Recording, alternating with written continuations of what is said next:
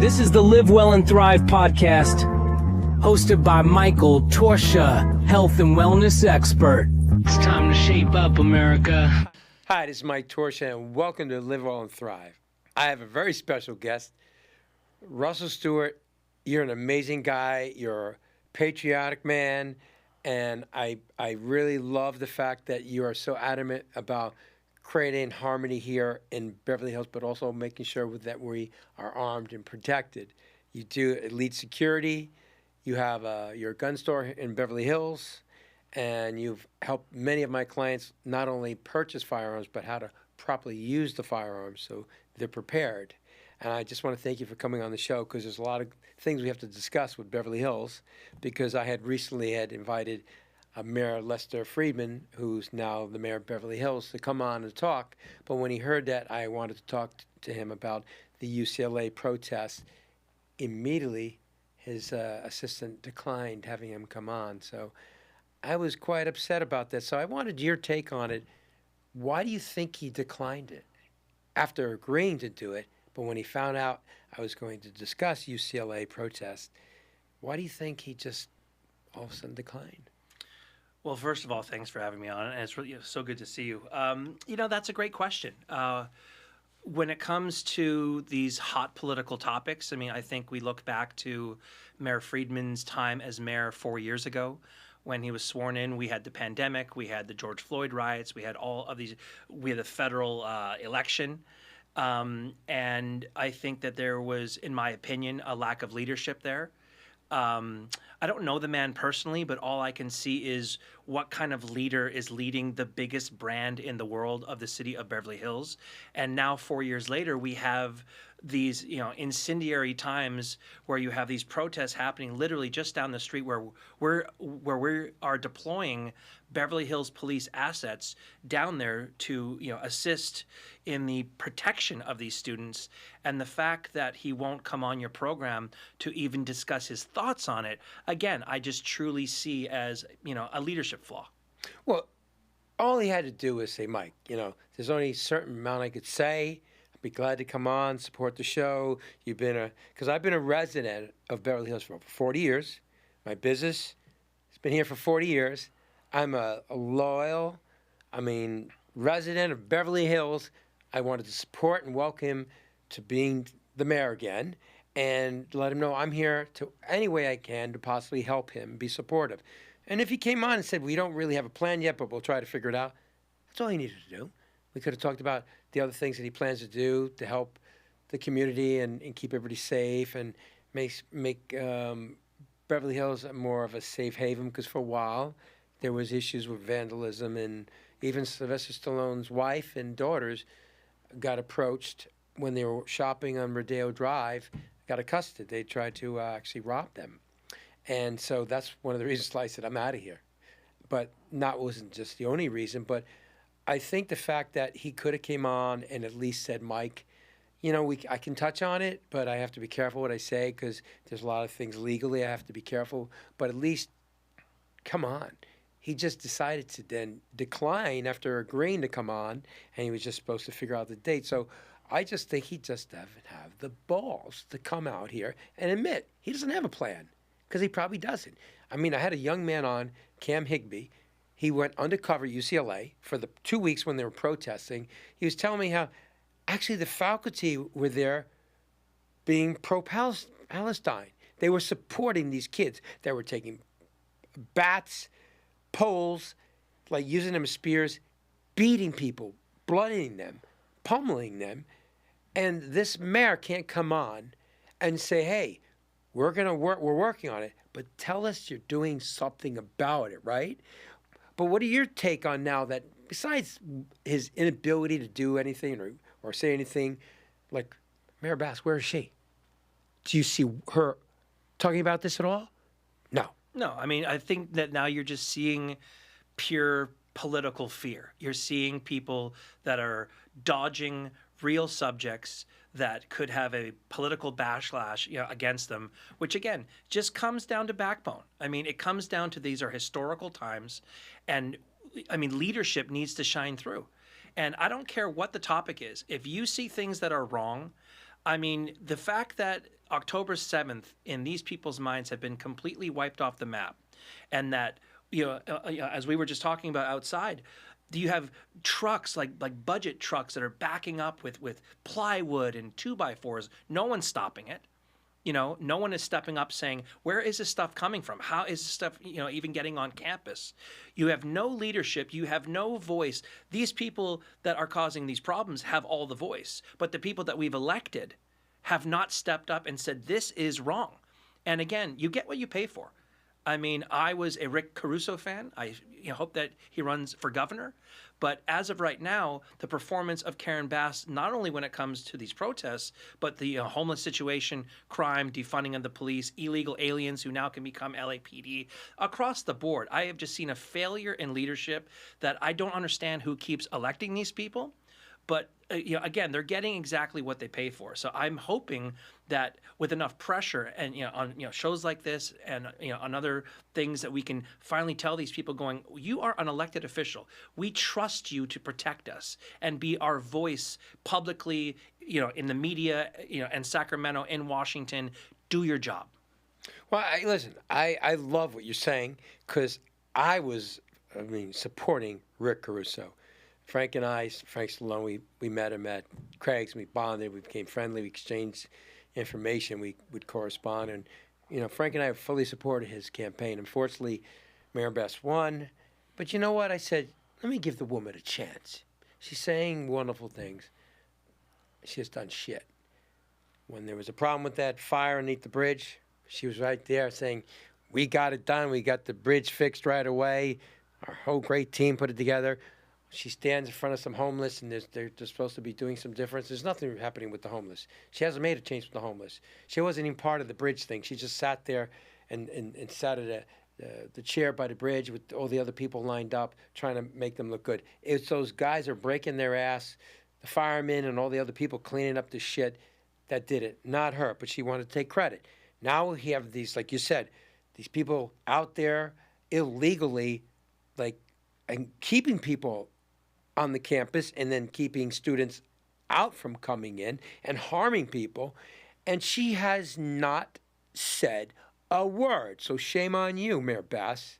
Not just Mayor Lester Friedman, but shame on you, Mayor Bass. You need to do something about it. You're in power and you can control it. Look, Cam told me that for 2 hours he did 911 and they knew he was calling from the campus. It took them 2 hours to respond to his call. He was telling that physically people getting speared with pipes and beaten with bats and stones, and they didn't come for 2 hours. Listen, I know LAPD. I heard it was 3 hours. Well, yeah. He said it was like maybe it was 3. Of no law enforcement. But here's the thing: is LAPD, they're all over the place on patrol. It doesn't take you 2 or 3 hours. Within minutes, they could have been at the campus. It's a central location. But also, too, the intelligence was there that it was coming. So you don't need to react to it in the moment. I mean, it doesn't take 30 seconds to build an encampment. It took days of planning. Yeah, right. I mean, where was the security? You know what's so crazy? I played tennis at UCLA. Every time I park somewhere, I'm always getting a damn ticket. I don't know where the guy. He must be hiding in the woods, around a building or a tree, behind a tree. Every time I park my car, he's giving me these $50 tickets, $75 tickets. They're more concerned about giving people tickets than protecting students that have spent a fortune to go to that school, and the parents are believing that they're safe, and they're not safe. Cam was telling me there was this woman that was bloodied because she was Jewish. It has nothing to do but because she's Jewish. She tried to walk past the barrier, and they beat her silly. Yeah. I mean, this is crazy. I'm going to add one more name into this conversation. I think the evidence that it's possible to fix this stuff is, look at what Gavin Newsom did when President Xi came to San Francisco. No homeless, all gone. Streets looked immaculate. Everything was perfect because he said, I need to show the leader of the Chinese, Communist Party that our city looks amazing. When he's going, we know this is not, it's all bullshit because it was dirty, 36 hours ago. But when you watched the coordinated effort to say, we can clean this up, you're going, why can't you do that everywhere then? Every day. for the residents, for the businesses, for the people that grew up in these places that are now hellholes. I would never go to San Francisco for any reason. For any reason. Here it's terrible. It's horrible. But when President Xi was there, he could eat off the fucking floor. Well, look what he did during COVID. His wife was getting her hair and nails done every week, and he was having dinner parties when we were all supposed to stay home and not go out. So, I mean, it was double standard with him. Plus, listen, he looks like a great politician, but his actions are not. You know, he's just, I really feel that he's run this country into the ground. And him and that, who's the other one that passed the law where they can let him out if they're robbing a store? George Gascon? Oh, yeah. I think he's Go a piece Hoffman. of shit. I think he's a piece of shit. I mean, I was talking to a cop, and he was telling me, he says, sometimes we've arrested people 4 or 5 times a night. They rob the place, then they go back out and rob another place, and they process them and let them go. Because of Gascon, he passed that law where they don't have to keep them in jail. And I just think, I mean, what do you think about that? But isn't that the whole point of what we're just saying here? Is you've got Gavin Newsom admitting on television, yes, we cleaned it up for the president who's coming. And we know that. And we know it's going to go back to shit, 5 minutes later. He actually says that on international TV. You have George Gascon, who ruined San Francisco, same way that the governor had ruined San Francisco, and he wins in a landslide. Then George Gascon comes here and beats Lacey handily, and going, how is it the fact that you have resumes of just a track record of atrociousness? If you walked into my office and I want to get a job with one of my companies, and your track record is, I went here and blew everything up, ruined it, went bankrupt, and everything went to hell. Yeah, I'm probably not going to choose you. But we vote for these people hand over fist. And I don't understand. At least Gavin Newsom's a good-looking man. He's got great hair. Yeah, but he looks like a politician, but he's not a good politician. But I mean, I just don't understand the concept of the California liberal voter who looks at these people's prior actions and says, this is the best person for the job. It doesn't make any sense. And then when they go ahead and do exactly what they did before, sometimes even worse, like at least Gascon now has showed that he's basically just evil. I mean, looking directly at victims' parents saying, my bet, is on the criminal. It's got nothing to do with you. I need to make sure that this guy gets a better life. And, what planet am I on? But we had a chance. Was this close to get rid of Gascon, and these morons vote him back in. But I think that's the point, Mike, is that I don't think there is a chance. I think that there is, like same way as, there's another recall effort now for Gavin Newsom. It's like, are we going to spend another 30, 50, $100 million on trying to get out someone who's so deep in the machine that the machine won't let him lose? In fact, he actually won his recall at a greater margin than when he was elected in the first place. So mathematically, how can you say we're recalling him because he's an absolute dumpster fire, and then he wins 5% more than the frickin' first time? It's like my father used to say, it's better to live one day a lion than 1,000 years a sheep. I think there's a lot of sheep out there that just follow the herd. And, my father used to say, very smart Italian man, he said, you see these people getting mad at the politicians. He goes, hey, they're just doing what everybody else wants to do. They want to be in office.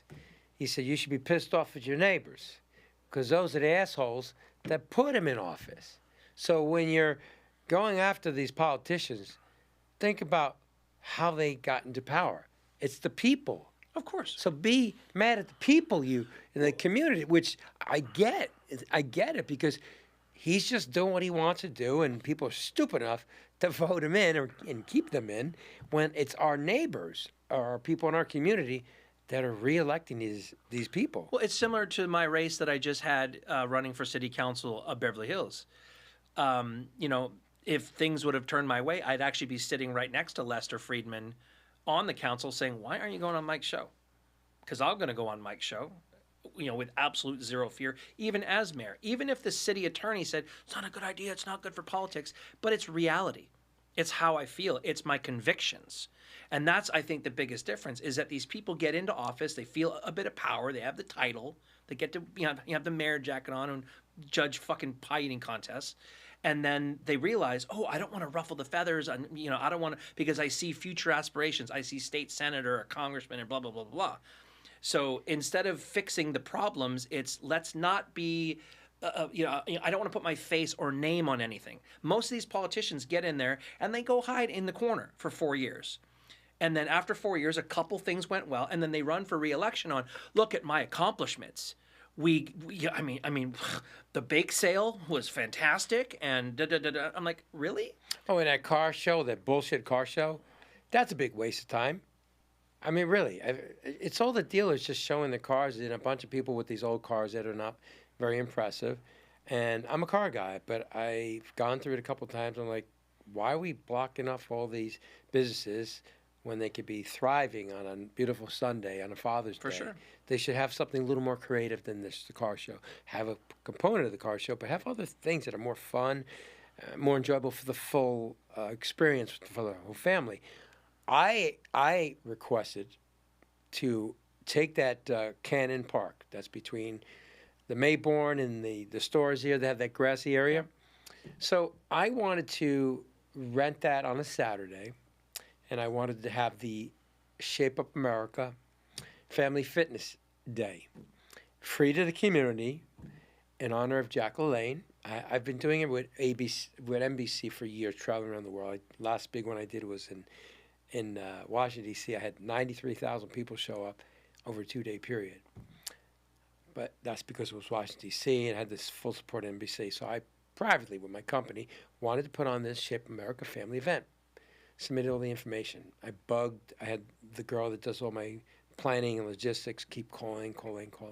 Finally, they get back to us, and they said, okay, well, you can rent it, but between this fee, the city, this and that, they wanted to charge me $3,000 an hour.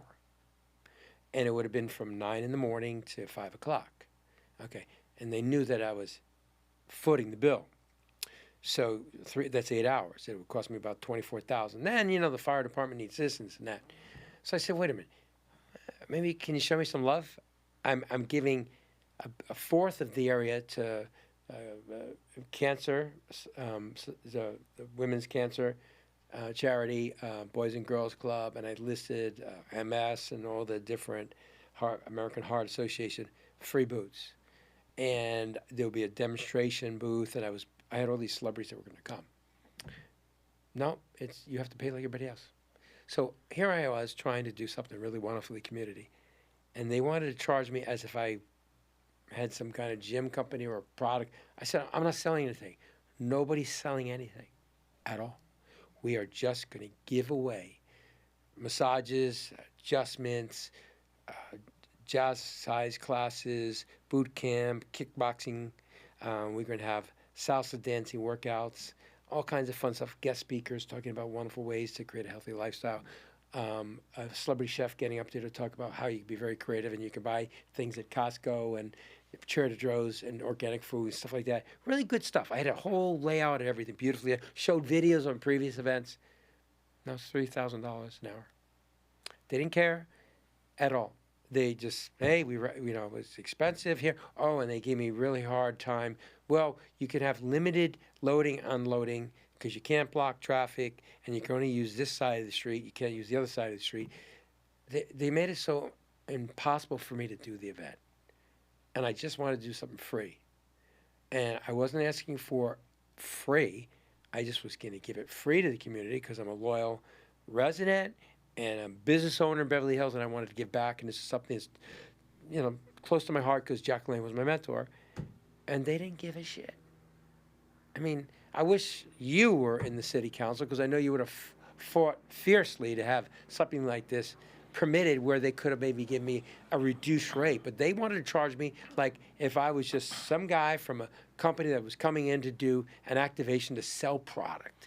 Beverly Hills, what I learned, owning 2 businesses in the city and 2 controversial businesses that are highly regulated, Beverly Hills is probably the most business unfriendly city I've ever seen in my entire life.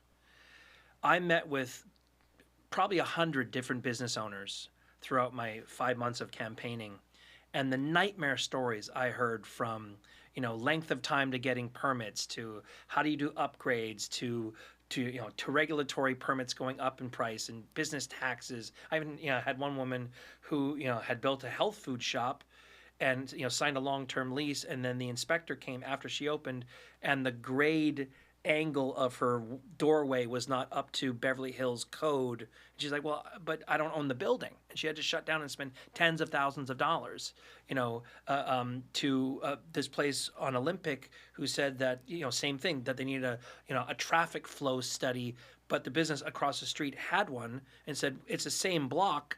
Can we use theirs? Oh no, it has to be a brand new one for, tens of thousands of dollars. So it's just bureaucracy getting in its own way when you want to tout the fact that this is, it's Beverly Hills, it's where you want to be. But then when you actually get here and apply, and you want, especially for you, like who just wants to do something great, and especially for health and fitness, that if you don't get not only love, like you said, but actual backing. How about here it's complimentary because it's good for the city. It's good for our image. It's good not just to be high-end shopping and, Lambos, on Rodeo Drive. We care about health. They fought tooth and nail to get cigarettes out of here. Although then they had backdoor deals to allow the hotels to sell them. But the small businesses like small gas stations, they got screwed and lost 40% of their revenue. But the international people can still smoke at the hotels, which is comical, and where you wanted to do your fitness event. So again, I mean, not only like would I have fought tooth and nail, I would have stood on the front steps. Those front steps of City Hall is the most powerful marketing tool and the most powerful bully pulpit probably outside of Washington, D.C. If leadership stood out there and said, we want this to happen. Similarly, what happened with the lawsuit for when George Floyd attorney Benjamin Crump is suing our city right now for $500 million. And when I saw the case, I was just going, okay, we allow Benjamin Crump to stand on our steps and pound his fists and say, racist, racist, racist, racist. If I was mayor, I would have had my chief and my city attorney and every single Beverly Hills cop standing behind me, because we have one of the most diverse law enforcement agencies in the world. And I would have said, look at these faces. Do you see racism in our hiring process? No, I'm sorry, but the numbers don't lie. You had a specific ethnic group committing a lot of these crimes. It doesn't mean that all of them are bad. But in this particular case, the percentages fit a certain demographic because it was just the truth. Benjamin Crump, who became famous for, being the attorney of a man who put a gun to a woman's stomach and was a criminal and a drug addict, but, and then created this revolutionary movement of fighting back against bad cops. Well, our city had cops who arrested criminals. And then he took advantage of it, sued for $500 million, and we did not say one word about it. If I was mayor, I would have been standing there going, really, you see racism? We don't have one racist cop in our entire city. We arrest criminals. Criminals. If you want to come to our city and rob a store and you just happen to be a certain ethnic group, well, I'm sorry. Yeah, that's but a fact. they were robbing like crazy. They were running into stores and doing these mass mob We just had robberies. like on like one of these apps just 5 minutes ago, it said there was a guy with a gun 5 blocks away. So I'm sorry, but the focus has come on, sensational, headlines instead of our leadership stepping up saying, no, we're not racist. We have to take the handcuffs off of our cops. I mean, I'm not saying here, but you have cops in different jurisdictions who are just driving past crimes because they don't want to be, filmed on, on Twitter, or someone edits it and says, oh, you see, it's all one-sided. And then you don't have leadership that steps up and says, we have our cops' backs. Well, look at Bloomingdale's and Macy's. If someone's robbing the store, the security cannot stop them. I mean, that means anybody that's lawless is going to be saying, hey, let's rob the store. They can't do anything about it. Of course. And now you have corporations telling their managers on the ground, let them go. Let them go. So now you've got, insurance companies like State Farm who are leaving California completely because they're going, why should we say, let them go, when, so you just expect, because everyone's, famous line is, insurance will take care of it. Insurance will take care of it. Well, if I'm an insurance company, I'd be like, I'm not going to take care of your, your plain just inability of protecting your own, store and property. I'm not saying that we need to start shooting people for stealing jeans, but let's start having, more countermeasures, better doors, glass, cameras, and all these different things. But again, it still comes down to one word, and that's leadership. We do not have the proper leadership to say to our law enforcement, we have your back. We've defunded the cops in West Hollywood, 187% crime increase. I'm sorry, these are factual numbers. Cops decrease crime because cops can actually go out and put handcuffs on criminals. I'm sorry, I'm in the private security industry, and more private security guards on the street is not a replacement for law enforcement. It just is not. The law enforcement is symbolic too. It's just, when you see a security guy, okay, but when you see law enforcement, that's symbolic, so people will think twice. Oh, of course.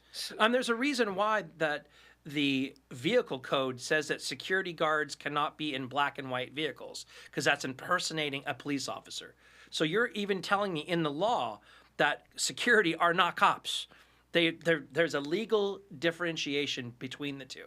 And I'm sorry, but when you're taking money away from police and you're giving it to psychologists, or I think UCLA PD, wanted to send out volunteers out to do traffic stops. The most dangerous thing that a cop can do is a traffic stop. And they're sending out people because, it needs to be like a lighter touch. It's like, what? I'm sorry, if you're a criminal and you see these defundings, these rules that are being softened, I'd be sitting there cheering. Well, but look at what they did now. They had the red light cameras. Now they have the speeding cameras. Everything's becoming so automatic that there's so much technology out there that's new. How accurate will it be? Because there's so many times when people went through the red light cameras and they really didn't run the light, but then they came back and found out, oh, yeah, you're right. But you got the ticket, you got cited, then you had to go to court to fight it, and they realized that you didn't go through the red light. Or these cameras now, they're sensitive and they have sensors. And I even spoke to someone that was part of the company that actually created these speeding cameras. He said, Mike, it's not perfect. And they prematurely brought these devices out that they're installing in Los Angeles. And all these people are going to get cited, and there is a certain percentage that's significant of inaccuracy. Of course. But again, it's just to make money, and they're saying, well, they don't have to be worried about being in danger, pulling someone over, so they'll just get them on the camera. But I just think that this is terrible and that we need proper leadership. Maybe hopefully next time when you run, we'll get you the people you need to vote, because you're a voice of sensibility and sincerity. And from the actions, what I've seen lately, from the city council, from the mayors, I'm just disgusted that they just seem like they wanted to have this position for the bragging rights, saying go out to restaurants and get those free meals, and everybody make a big fuss about them as they walk down Beverly Hills. But what else did they do? And I've seen the mayor walk around, but I'm really not impressed with. He was already in office, 3-4 weeks now? What has he done? I haven't heard one thing he's doing. I mean, I think he should have gotten up there and had a speech or set up something. You're right. They spend more time on this stupid pie eating contest, where I'm sure they didn't charge the people to close the street for that. But I want to put on something that's really going to be for everybody, from young to old. And they wanted to charge me like a complete stranger instead of being a respectful businessman and a resident of Beverly Hills. They wanted to charge me as if I was just selling crap. Beverly Hills is still controlled by what I would just say the old guard. You have people that have been there 40, 50, 60, 70 years, and unlike yourself, they don't want change. They don't want anything new. I had meetings with people that said, like, do you support any development over 4 stories? And I'm like, well, it depends. I mean, if it's the right project, sure. I'm going to make sure that I tell all my friends not to vote for you because I want to make sure that Beverly Hills stays 1950 forever. And I'm like, okay, that's great, but there's no economic development there. There's no future for my daughter. My daughter's 6. So what is 30 years looking like for my daughter in Beverly Hills? Oh, well, I don't care as long as it doesn't change, for my life now. But these are the people that we elect into leadership. But here's something I want to bring up. Now, Belly Allergem, right? Owned the Beverly Hills Hotel. Yeah. Well, and he still does. Yeah. And he still owns a small part of the Waldorf Astoria. He's building that massive high-rise. One Beverly Hills. Yeah. Okay. And the amount of floors is so high. How do you think that got approved?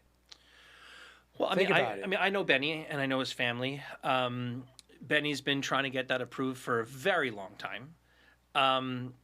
And I also don't disagree with it. Yes, it definitely exceeds the height limitations of what the general plan has been for the city. But when you take the 10,000 building, which is right across the street, which basically set the precedence for height in the skyline. Again, the bottom line is that Beverly Hills needs to have new blood and new ideas, or we're dead in the water. I've been here 16 years now, and all I see is dreary, rundown streets and rundown businesses and parking lots that need a paint job. And I'm sorry, unless you're, have never been here before, 1-2 times up, Rodeo Drive, and you're done.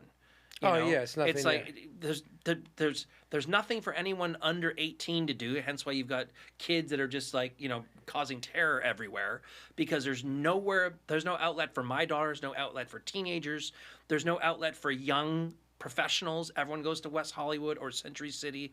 There's nothing except I don't want anyone out after 8 o'clock because it's my bedtime and I don't want cars out on the street. Well, guess what? Then you approve the subway, which is now going to bring tens of thousands of more people into the city, again, with nothing to do. I mean, how many $97 freaking dollar smoothies are you going to get from Erewhon? And they closed down the access to Wilshire from Cannon, which I think is terrible. It's going to bring all the crap from downtown and from where else. I think it's the worst thing they ever did to bring that subway line.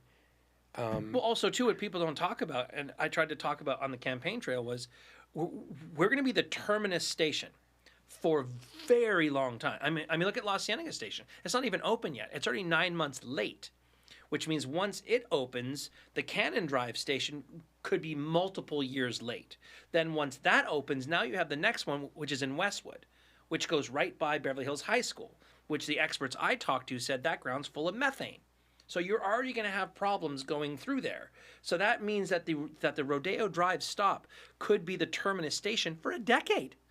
Wow. For a decade. And terminus station means that once the train stops for the night, because they have to clean it and maintain it, you have at 3:30, 4 o'clock in the morning, hundreds of people being dumped onto the street with nowhere to go. Yeah. To South Beverly? Well, good luck. Up north on Cannon, up to the restaurant row, there's nothing open at 4 o'clock in the morning. So what infrastructure are you going to have to get these people back out of the city? Is there going to be a bus system? Is there going to be, some kind of privately funded Uber system? But nothing can handle that many people. And unfortunately, when we're blocking or when we already have the powers that be that do not want the new Saks project to happen at Bedford, which I think the project is fantastic. I love it. I want it to happen. And I live on Bedford, and that's going to be a 5-year construction project, but I see it as 5 years of crap for 50 years of something gorgeous. I mean, it's gorgeous at the level of the Grove. But you've got the powers that be that say, well, I don't want traffic, da-da-da-da-da-da. I'm sorry, but if you're 87 years old, the clock is ticking. It's not like my daughter at 6 who's going to enjoy this for her whole life and her children. You're simply saying that in your twilight years, you don't want to hear banging for 5 years, which I understand. But that's not how places get built. Go live. I mean, half these people are from back east, like you. Yeah. I mean, construction was just a normal thing of every block because you got to build. Well, my buddy Umberto, he owns the salon over there. He owns that block from Il Pastel all the way close to the corner. And so he has these plans to build it into all retail, but upscale. Sure. And then I forget how many floors up, and it's all going to be hotel and residential apartments. And I had so many international investors that would pump fortune to doing it. But when they reached out to the city, they said it's going to take forever to get the permits to do it. Well, also, too, the biggest problem right now is the commissions. We have commissioners on certain commissions who have no background in the commission that they're sitting on.